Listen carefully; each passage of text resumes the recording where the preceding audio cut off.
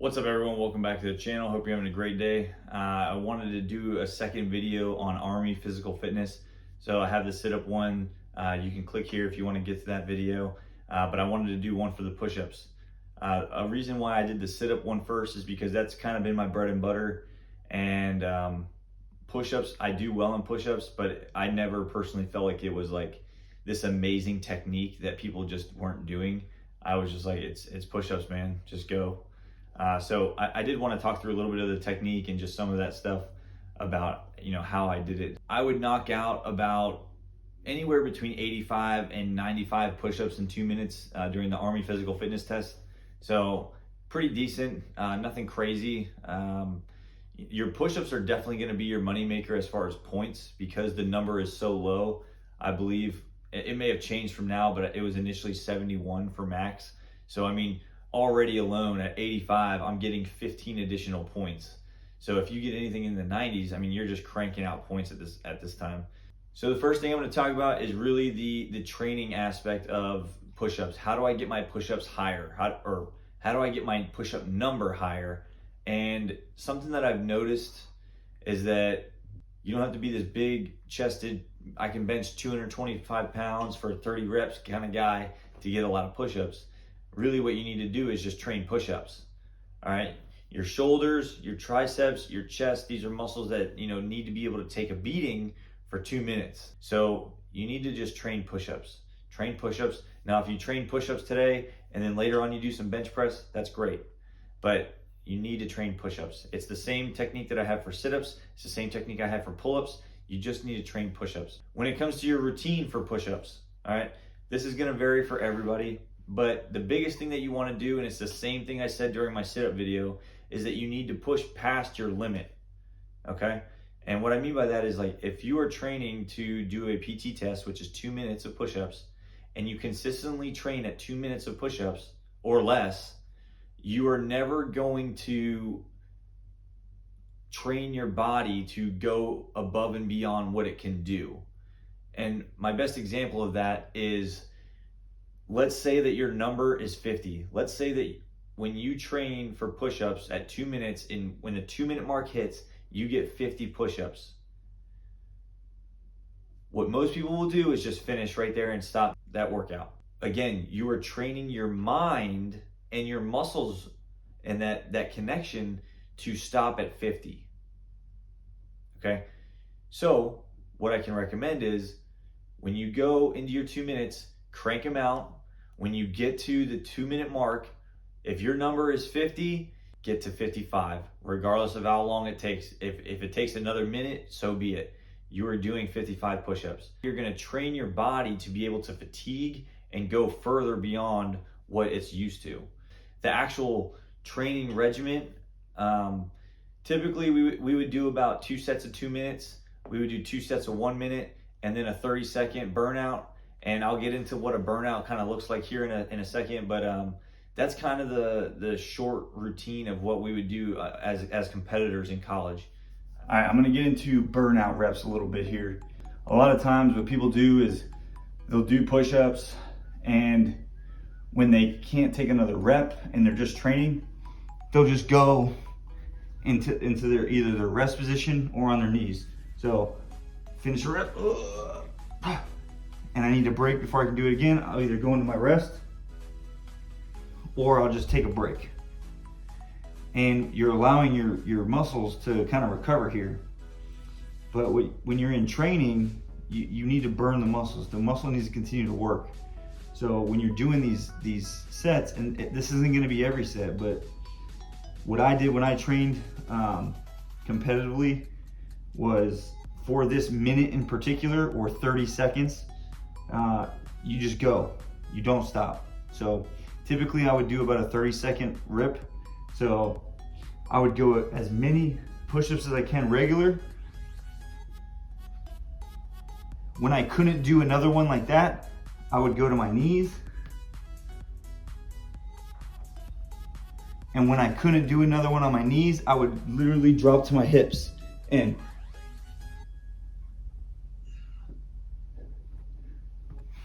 doing them right now, it seems super easy, but when you're when you're fatigued and burnt from a regular push-up and you go into the knees and then you go into the hips, it's burning. And that's what you want. You want that burn to break down the muscle fibers in the chest. And the last thing I'm going to talk about is the 1 rep movements. All right, so with your pace, you know, I talked about it before, but I personally would go about 50 to 60 reps straight, and that would typically lead me right over a minute. And from there, I would knock out a group of them. So say 5 at a time. You never want to overexert yourself while you still have a decent amount of time.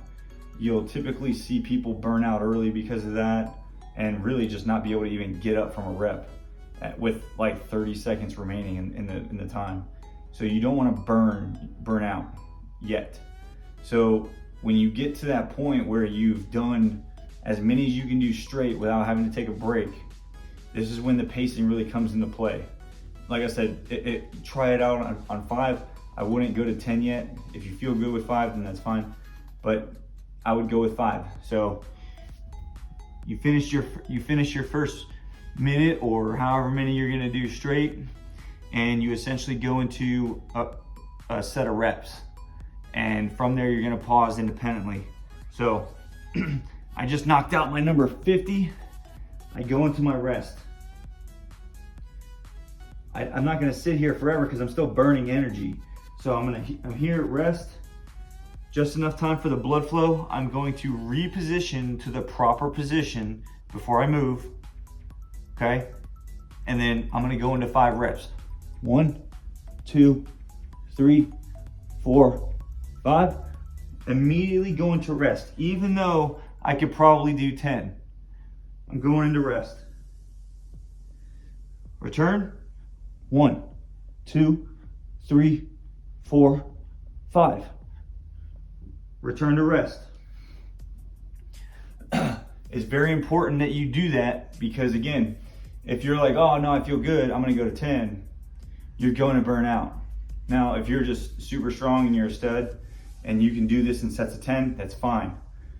But if you do that set of 10 and then potentially another set of 10, you're a lot of times most people are going to be burnt out right there. So I would try sets of 5, 5, break, 5, break. And then when you get to a certain point, you're not going to be able to do 5 anymore. You might have to do 2.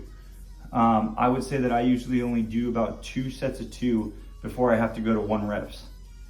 So 2, break, 2, break, and then it's off to the races with 1 rep. And this is going to be a sprint.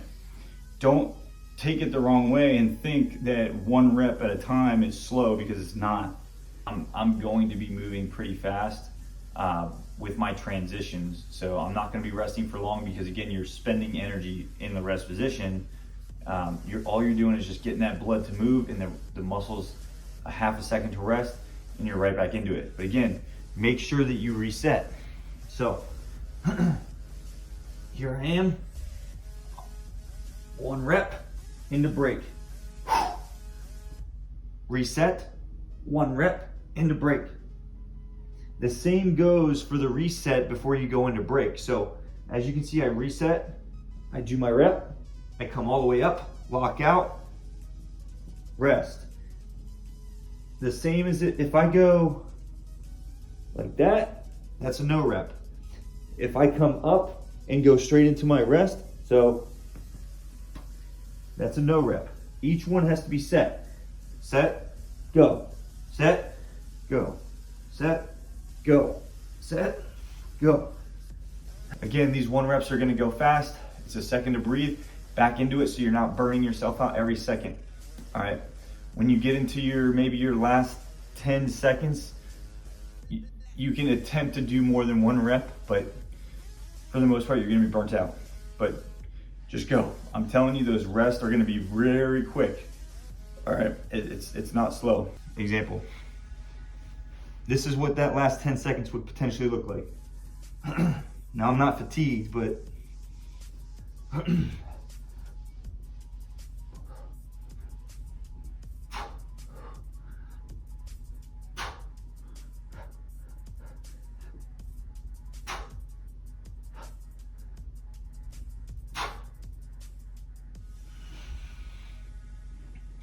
As you can see, it's very fast paced. It's just giving you that second to breathe. All right, and that second for that blood to move around. All right, so while training push-ups, there's a couple different things that you're gonna wanna do. A lot of this is really gonna depend on your style, your body type, but for the most people out there, you're gonna wanna make sure that you're well-rounded. And what I mean by that is, you know, you got your regular push-up, your narrow grip, and then your wide grip. Some people prefer specific ones. Myself, I kind of always went with the shoulder width apart, and it always did pretty well for me. A lot of people that go wide, you know, your chest is a bigger muscle than your triceps and your shoulders. Your chest can take a lot more, but also when you go wider, the range traveled is a lot shorter. Okay, so depending on graders and depending on certain things, you know, your distance traveled is not that far. Now, if you go narrow, your distance traveled is the most. But a lot of people prefer to use that method because it involves a lot of triceps and shoulders and stuff like that. A reason why you kind of want to have a well-rounded chest, shoulders, and triceps is because throughout this 2-minute testing period, you're allowed to slide your hands. So if you're fatigued in one position, you can slide out, you know, use a little bit more of that chest muscles, slide them in, grab more of the tricep and the shoulder muscles to, you know, enable you to get more numbers. Something I want to talk about as far as technique, especially with the Army physical fitness test being graded for push-ups. So a lot of times what people do is when they do push-ups is they tend to look straight down. And once you get fatigued, your head starts to droop. Well, as your body starts to droop, or as your head starts to droop,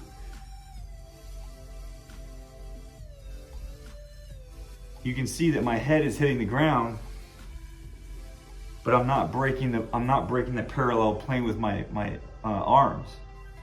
But while you're doing this exercise, if your head is down,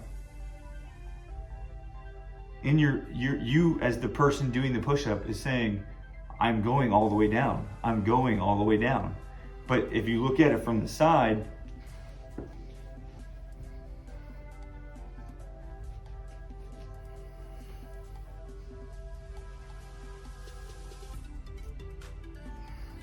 compared to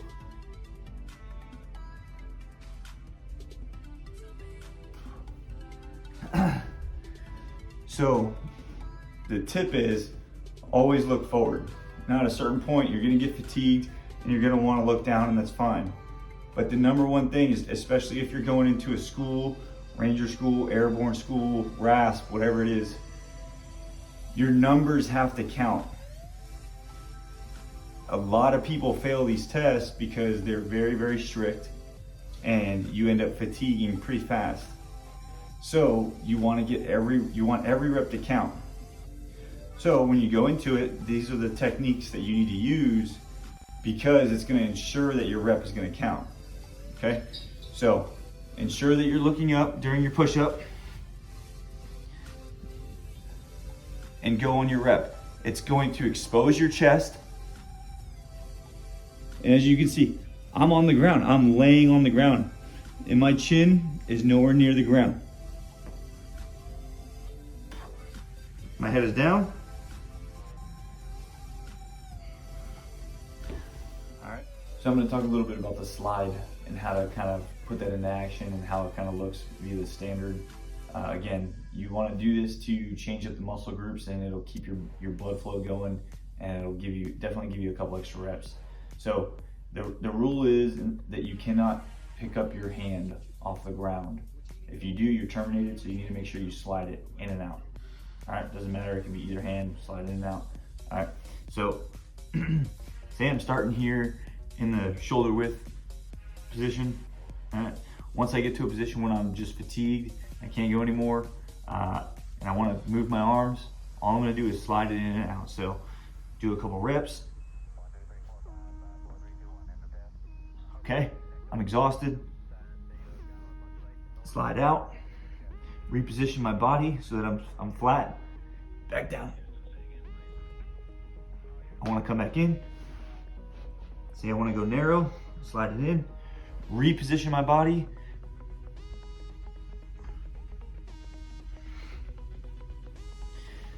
Your feet position can play a little bit of role into it. It depends on like how you drive your feet.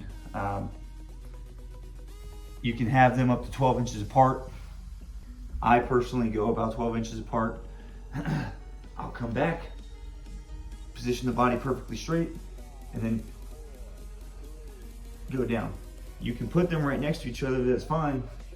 To me, that requires a little bit more core stability and it eats up a little bit more muscles, especially if you're gonna be doing sit-ups next. So, but you can still do it. But I would say go about 12 inches apart, lock up. I really hope you guys enjoyed this video as much as the sit-up one. Please let me know in the comments down below if this was helpful or what your results were. I'd really like to know and see if it truly did help you out like the sit-up one did for a lot of you guys out there. Feel free to send me a message directly. Remember that most of this is just mental and you just gotta push hard, all right? And can't wait to see you guys next time.